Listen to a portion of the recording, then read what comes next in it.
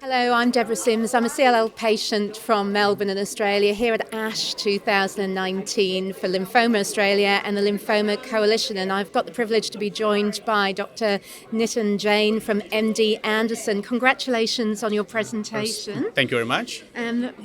You've presented several combination therapies here. Could you tell us about them?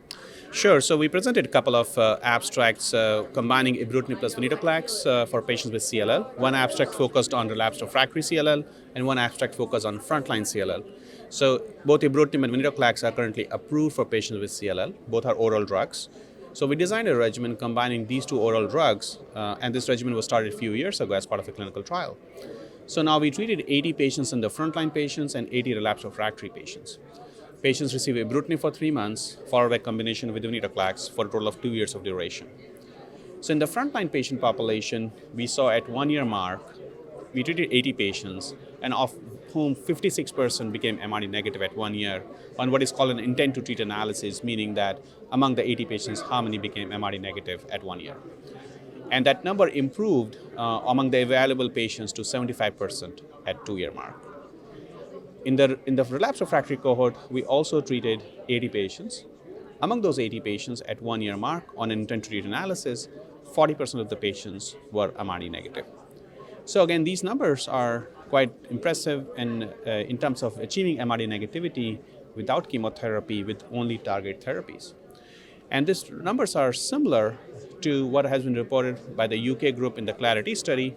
And also at the same meeting, a Captivate study was reported, which was also combining Ibrutinib plus Venetoclax, and their numbers are also consistent with what we reported. So overall, it appears that this is an effective regimen for patients with CLL. I should point out that this regimen is not yet approved by the United States FDA, so it's not commercially available yet.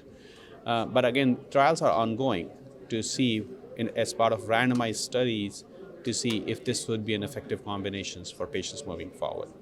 So that's one of the data we presented at the ASH meeting. And how important do you think it is that we're now moving to these sort of fixed duration therapies? How important is that for you as a doctor, for your patients, knowing that they can have some time off treatment? Right. So I think that's where the field is moving. So when we were doing chemotherapy before FCR, bendamustine, rituximab, chlorambucil, these were time-limited therapies. You give them for 6 months, 1 year, and then you kind of stop. And then with the BTK inhibitors, Ibrutinib, and recently acalabrutinib was approved in the United States, the argument became that the patients need to be on therapy long term because these therapies were not getting you MRD negative remission. So basically, patients were being asked to be on therapy for a long, long time. But I think with the Venetoclax-based regimens, whether it's a Venetoclax with obinutuzumab or rituximab or Venetoclax with Ibrutinib, maybe all three drugs together, I think we are starting to see high rates of MRD negative remissions. And I think, therefore, the field is now moving towards can you be able to stop therapy? Because I think that's important for various purposes. One is that if you stop therapy, patients will have less side effects because they're not taking the drug. And from a cost perspective also, it will save a lot of money because they're not on this suppressive chronic therapy with these expensive agents. So I think most of the trials, I would say these days, large multi-center trials, are really looking at 1 or 2 years of therapy, get them MRD negative remission, get them deep remissions, and then stop therapy and then see what happens. One important aspect we don't know yet is that we don't know how much the durability will be after you stop therapy. Some of the data presented at this meeting by the Morano study group, by Dr. John Seymour, showed that actually it is durable. And majority of the patients are continuing to stay in remission after time-limited therapy. And similar data was reported by Kirsten Fisher for the CLL14 study, which is a frontline study.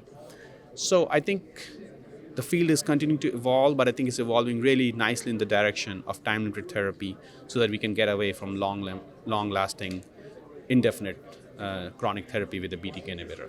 And also with the Morano study, they did show that some patients who did relapse after time off therapy did respond when they were retreated. That is correct. So they showed the data this morning that they treated some patients with Ibrutinib, some patients with Venetoclax, some patients with some other regimens like chemotherapy. The data they really focused was that the patients who got treated with Ibrutinib, majority of them responded. So basically, once you have failing Venetoclax, it looks like you can achieve a response by using Ibrutinib. And that data is important data in the field. So yes, that certainly was presented this morning. Dr. Jain, thank you for joining us. Thank you very much. Enjoy the rest of ASH. Thank you. Thank very you. much.